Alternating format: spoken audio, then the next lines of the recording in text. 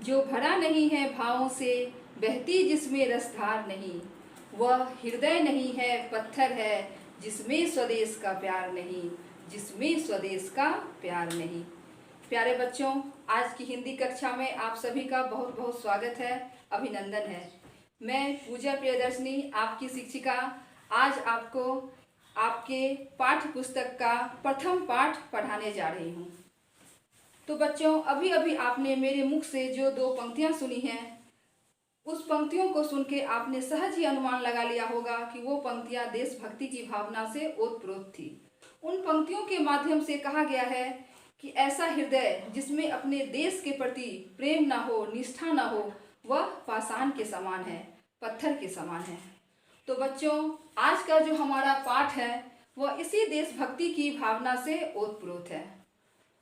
तो बच्चों, कविता का अध्ययन वाचन करने से पूर्व हम सर्वप्रथम कविता का संक्षिप्त में परिचय प्राप्त कर लेते हैं। सर्वप्रथम कविता का शीर्षक।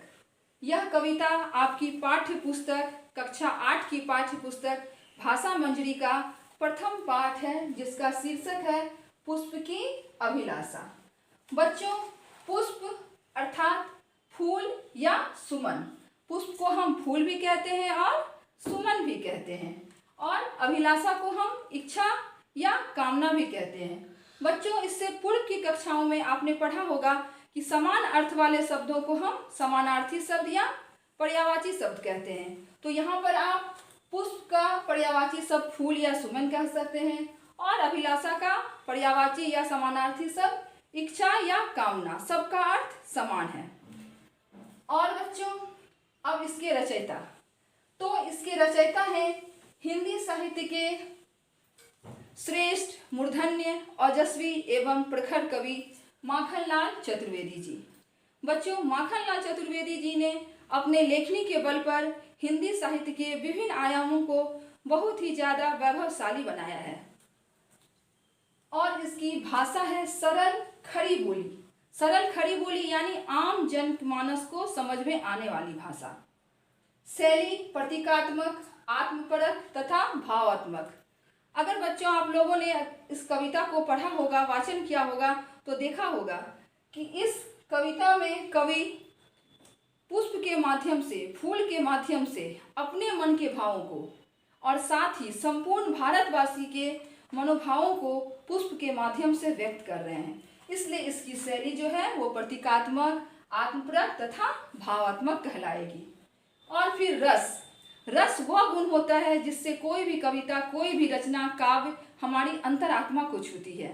तो इस कविता का रस है वीर। आपने इस कविता को पढ़ा होगा तो देखा होगा, इसमें पुष्प, फूल जो प्रकृति की सबसे सुकोमल रचना है, उसकी भी यह इच्छा है कि वो मातृभूमि के लिए अपने प्राणों का बलिदान कर दे।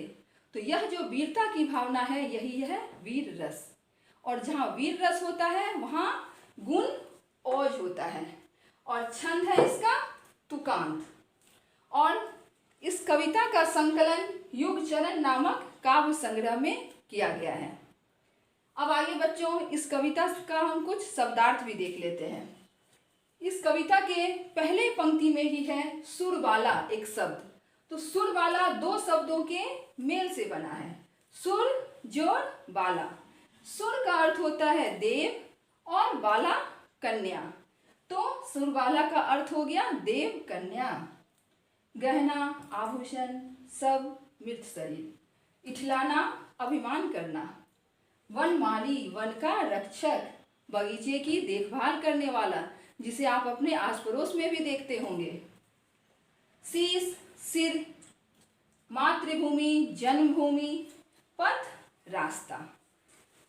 और बच्चों, अब हम इस कविता का वाचन करेंगे, लेकिन वाचन करने से पूर्व मैं इस कविता के बारे में बताना चाहती हूँ कि किसी भी कविता को लिखने का उद्देश्य और कविता का सही रूप से भावार्थ समझने के लिए सबसे पहले हमें कविता की रचना का कालखंड समझना होता है। किसी भी साहित्य की रचना का कालखंड समझना होता है। तो बच्चों, यह जो कविता है पुष्प की अभिलाषा, कालखंड यानी ये किस समय रचा गया। तो बच्चों, इस पुष्प की अभिलाषा कविता की रचना कवि श्रेष्ठ माखनलाल चतुर्वेदी जी ने उस समय किया जब हमारा देश भारत अंग्रेजों का गुलाम था और यहाँ के प्रत्येक देशवासियों के मन में अंग्रेजों से अपने देश को आज़ाद कराने की इच्छा बलवती थी। वस्तुतः कवि माखनलाल चतुर्वेदी जी ने भारतीय जनमानस की इसी भावना को पुष्प के माध्यम से इस कविता में व्यक्त किया है। मैं यहाँ एक बात और आप लोगों को बताना चाहूँगी बच्चों, जब हमारा देश गुलाम था तो यहाँ के प्रत्येक भारतवासी अपना अपना योगदान स्वतंत्रता संग्राम में दे रहे थे। जैसे कि नरम दल के लोग थे, गांधी जी, नेहरू जी, इन्होंने सत्याग्रह अहिंसा के बल पर अपने देश को आज़ाद कराने में अपना योगदान दिया। तो दूसरी ओर गरम दल के नेता थे सुभाष चंद्र बोस, चंद्रशेखर आजाद, तिलक आदि। इन्होंने अपनी वीरता से अंग्रेजों के दांत खट्टे कर दिए। और एक तीसरा वर्ग भी था, वह तीसरा वर्ग था इन साहित्यकारों का, कवियों का, रचनाकारों का, जिन्होंने अपनी लेखनी के बल पर, अपने कलम के शक्ति के बल पर, जोड़ के बल पर समस्त भारतवासियों में स्वतंत्रता प्राप्त करने की चेतना को विकसित कर दिया। और इसी चेतना को इन्होंने अपने लेखनी से संपूर्ण भारतवर्ष की में जनमानस में इतना औज, इतना चेतना भर दिया कि वे सभी चाहते थे कि अपने देश को जल्द से जल्द अंग्रेजों की गुलामी से आज़ाद कराएं। तो बच्चों, इस कविता का उद्देश्य यही है कि कवि फूल के माध्यम से, पुष्प के माध्यम से समस्त भारतीय जनमानस को अपनी मातृभूमि की सेवा करने का, उसकी आज़ादी के लिए अपने प्राणों की परवाह न करने का प्रेरणा देते हैं। तो आइए बच्चों, अब हम कविता का भावपूर्ण वाचन करते हैं और साथ ही इसके भावार्थ को भी समझते हैं। चाह नहीं मैं सुरबाला के गहनों में गूथा जाऊं, चाह नहीं प्रेमी माला में बिंद प्यारी को ललचाऊं, चाह नहीं सम्राटों के सब पर हे हरि डाला जाऊं, चाह नहीं देवों के सिर पर चढ़ूं, भाग्य पर इठलाऊं। तो बच्चों, इन पंक्तियों के माध्यम से कवि कहना चाह रहे हैं कि पुष्प, जो कि प्रकृति की सबसे सुकोमल रचना है, उसका भी यह आशा है, यह उम्मीद है, यह इच्छा व्यक्त कर रही है वह कि मैं किसी भी सुरवाला देव कन्या की सुंदरता को मैं बढ़ाना नहीं चाहती हूँ, मैं उसके गहनों का, आभूषण का हिस्सा बनकर उसके सौंदर्य को नहीं बढ़ाना चाहती हूँ, ना ही मैं प्रेमी प्रेमिका के लिए जो माला बनाता है उसका हिस्सा बनकर अभिमान करना चाहती हूँ, उसे आकर्षित करना चाहती हूँ। अर्थात पुष्प यह भी नहीं चाहता है कि वह किसी की सुंदरता को बढ़ाए, ना ही वह प्रेमी प्रेमिका के संबंधों के बीच आना चाहता है। और आगे कहता है पुष्प कि हे ईश्वर, हे भगवान, मुझे यह भी नहीं चाहिए कि मैं राजा महाराजाओं के मृत शरीर पर चढ़ूं और अपने आप को उस सम्मान का अधिकारी बनाऊं। और अंतिम जो ये दो पंक्तियां हैं, इसमें तो देशभक्ति की पराकाष्ठा है। बच्चों, यह सुकोमल रचना, ये सुकोमल रचना की पराकाष्ठा है कि वह कहता है कि चाह नहीं देवों के सिर पर चढ़ूं और भाग पर इठलाऊं। देव यानी कि ईश्वर, वह सर्वशक्तिमान, जिसके ऊपर कुछ भी नहीं है।